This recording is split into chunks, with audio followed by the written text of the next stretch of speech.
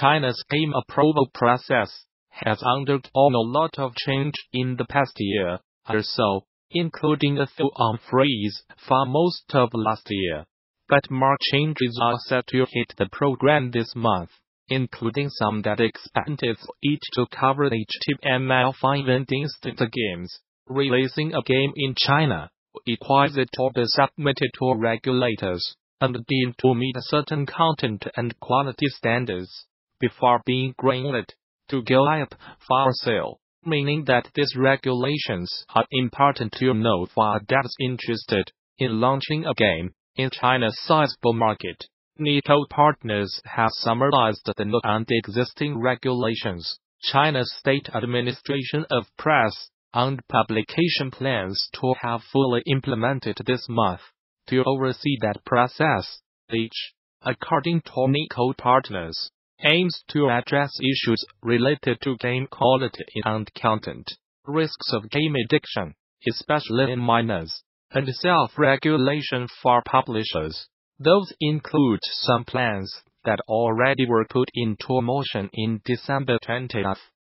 like establishing an ethics committee to evaluate the social values of online games and to restart the previously frozen approval process that issued licenses for new titles. Newer policies include an undisclosed limit on the number of games approved per calendar year, less than 5,000 for 2019.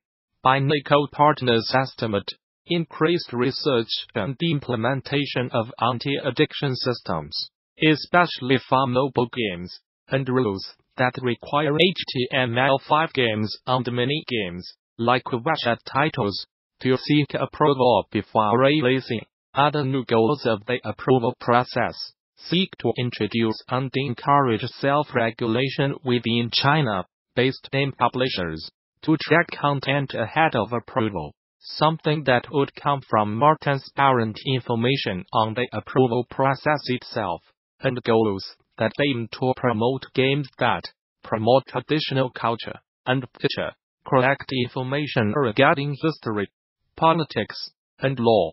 The full NICO partners write-up offers more context for each of these, as well as a list of more specific content guidelines. There shall be no images of dead bodies or pools of blood in any games. Clearly note, if a game is part of a series, I risk it being denied due to title overlap that developers might want to check out as well. Make it well. At Making Well is a contributing editor at Gamasutra and SOMET at MVSMAKES content for the web.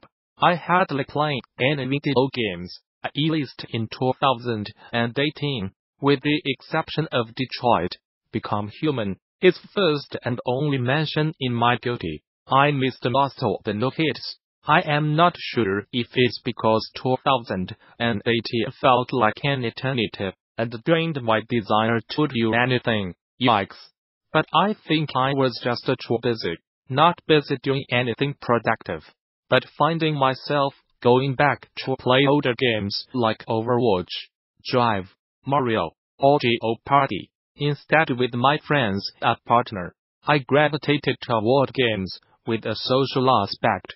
This past year, since it was my first full year working remotely for Gamasutra, adjusting to a different schedule than your peers is difficult at first, but socializing through games helped a lot. I was also reminded a few days ago that I can write off video game purchases during tax season. So here's to 2019.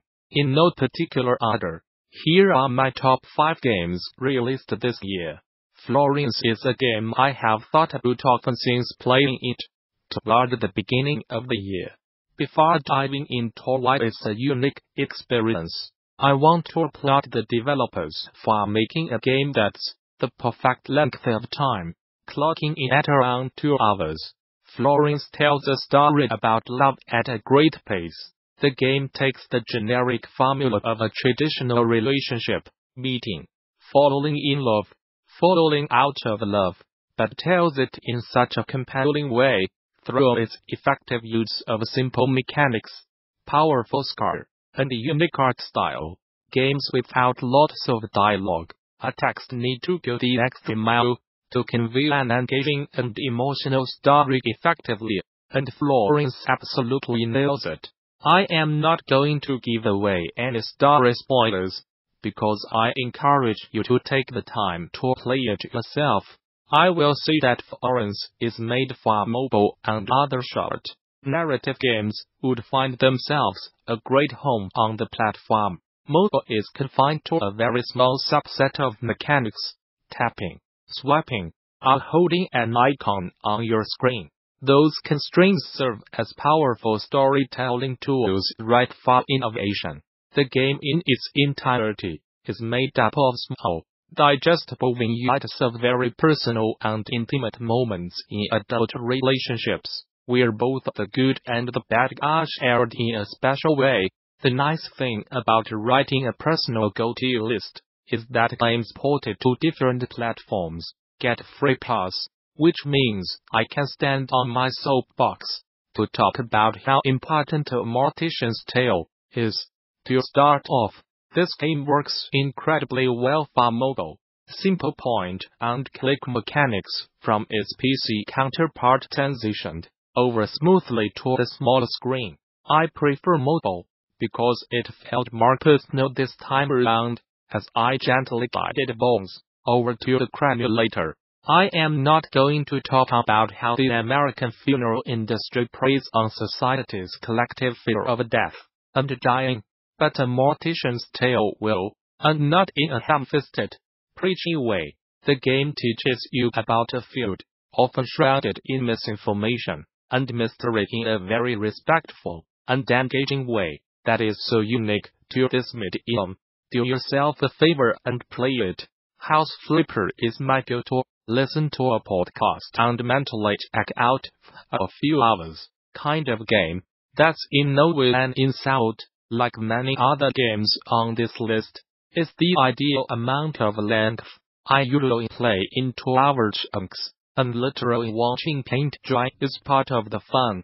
I had zero expectations when this game popped up in my library, but it's the most delightful title I have played in a while, especially when I am looking to relax. Yes, cleaning up piles of virtual garbage and scrubbing dirty floors is my ideal way to unwind.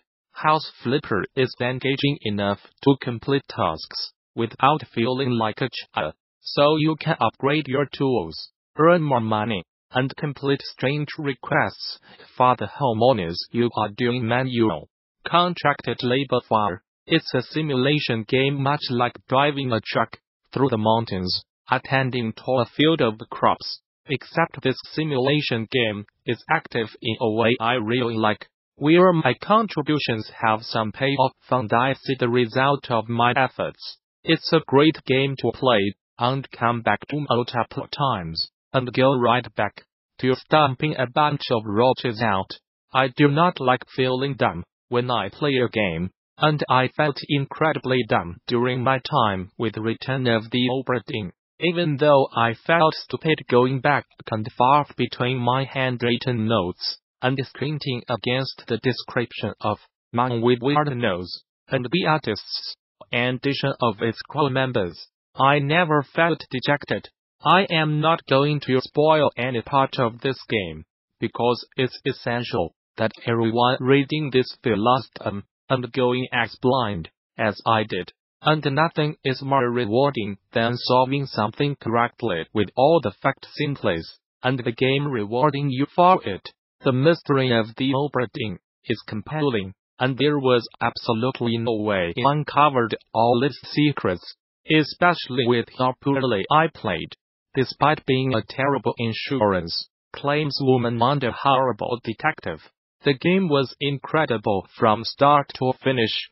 The visuals, soundtrack, pacing, it hit all the right notes. While it's the longest game on my list, time flew by as I was playing. It's the best detective game I have played, and it never holds your hand. I am not used to that in my games, so it was refreshing. I only wish I could have found someone who'd idea of Scurvy. The theme of my guilty list seems to be games that are the perfect amount of length, and a frog detective game is just about an hour long under damn delight. I do want to stand on my soapbox for a second and take time to appreciate small games like a frog detective game for being light-hearted, genuine, and including well-written silly dialogue. I oftentimes forget these gems exist among the sea of big releases and backlog of games in my repertoire, but I encourage you to give your money and time to indie games made by a small team. I am certainly glad I did, and I had a genuinely great time playing a frog detective game. Play this little game, and then play a few smaller games like it.